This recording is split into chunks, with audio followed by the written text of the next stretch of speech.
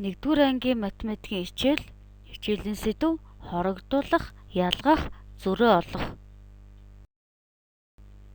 За, зургийг сайн ажиглаарай хүүхдүүдээ. Хэдэн гүлэг байна?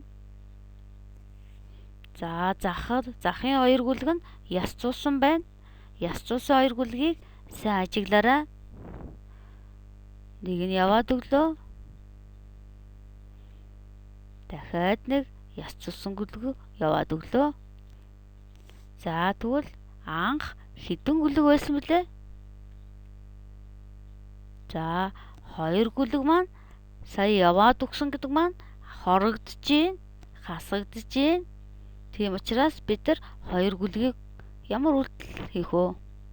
Хасах үйлдэл хийх нь байна. Хасах үйлдэл хийгээд гүлэг маань 5 үлдсэн. 5 үлдэж байгаа учраас бид нар сая яасан бэлээ? Хорогдуулсан байна. Тэгвэл хасах үйлдэлийн гишүүдийг нэрлэе. За, анх байсан хамгийн их тоог бол юу гэх вэ? Хасагдагч. За, явсан 2 гүлэг маань хасагч болж харагдж байна. Үлдсэн гүлгнүүд маань үлдэж байгаа учраас юу болсон бэ? Ялгар болсон байна. За, тэгвэл хэдэн гүлэг үлдсэн бэлээ? 5 гүлэг үлдсэн. 2 гүлэг нь яваад өгсөн байгаа. Тэгвэл аль нь их вэ? 5 гүлэг маань их харагдаж байна. Тэгвэл хідээр их вэ? Зөрүүг олъё бүгдээрээ. 5 гүлэгнөөсөө явсан гүлгөө хасгаар зөрүү нь харагдаж байна. Зөрүүг олохдоо бид мөн ямар үйлдэл хийж байна? Хасах үйлдэл хийж байна. За, тоглоомуудыг ажиглаад бүгдээрээ зөрүүг олъё. Хүүхэлдээ хэд байна вэ? 4 бамбарууш 3. Тэгвэл хүүхэлдээ бамбарууснаас хэдээр олон бэ? Тэгвэл зөрүүг олно. Мөн бамбарууш хүүхэлдээнээс хэдээр цөөн бэ? Мөн зөрүүг олохдоо тэгвэл бид нар ямар үйлдэл хийх вэ?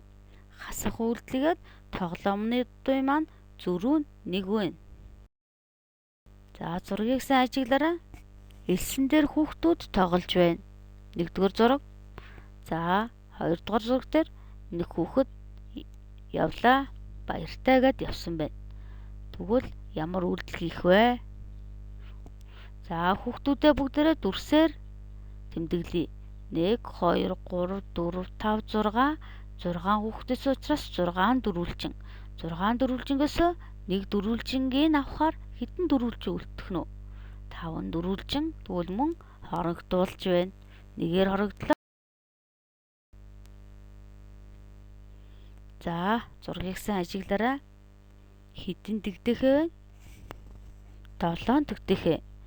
За, 3-ыг улаан хүрээнд хийсэн байна. 4 нь бол хүрээгүй байна. Эндээс ямар үйлдэл хийж болох вэ? Нэмэх үйлдэл хийж болно. Хасах үйлдэл хийж болно. За, бүгдээрээ ажиглая. 7 дэгдэхээс 3-ыг хасахаар мөн хорогдуулж болж байна те. Хорогдуулахаар 4 дэгдэхээ үлдэж байна. За, 4 дэгдэхээ дээр 3 дэгдэхээ нэмээд нэмэгдүүлж болж байна.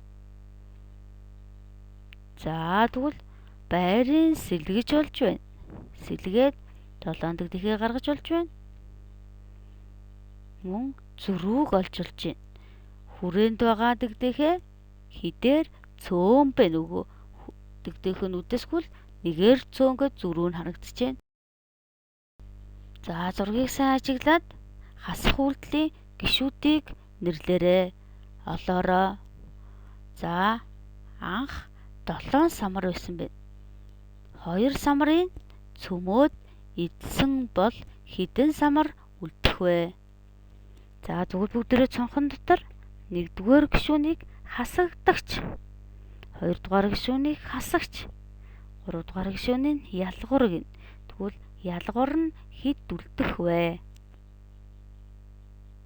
Зөв, 5. Хасагдагч нь 7.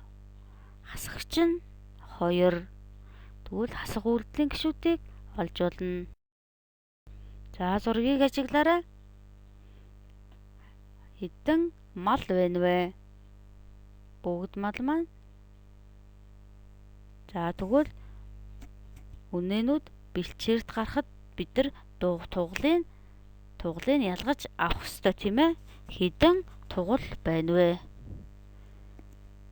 Нийт хэдэн мал байна вэ? Их мал, төл мал нийлээд хэд байна вэ? За бүгдээрээ тугалыг ялгалаа. Тэгвэл хэдэн төл мал байсан бэ? 3 байсан байна те.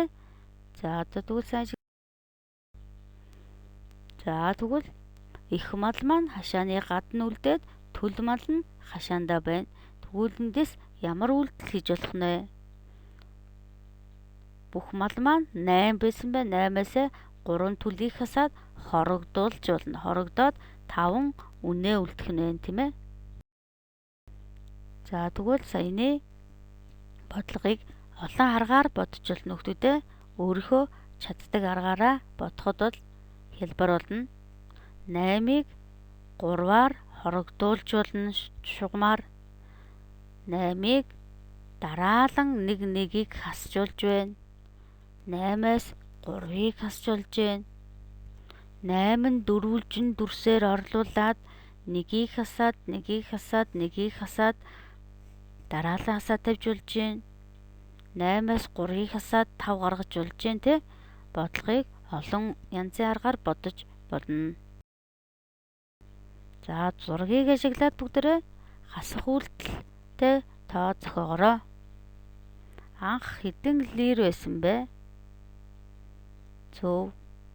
Анх хэдэн номноос хэдэн номыг авч байна? За товчийг бүгдээрээ өнгөөр нь ялгаж байрлуулж агаад хасах үйлдэл зохионо. Ягаан товчныг бол ногоон товч хэдвэ 5. Үүн дээр бид нар зөрүүг олж болно тийм ээ. Зөрүү нь хэдвэ? 5-аас 1-ийг хасахаар 4.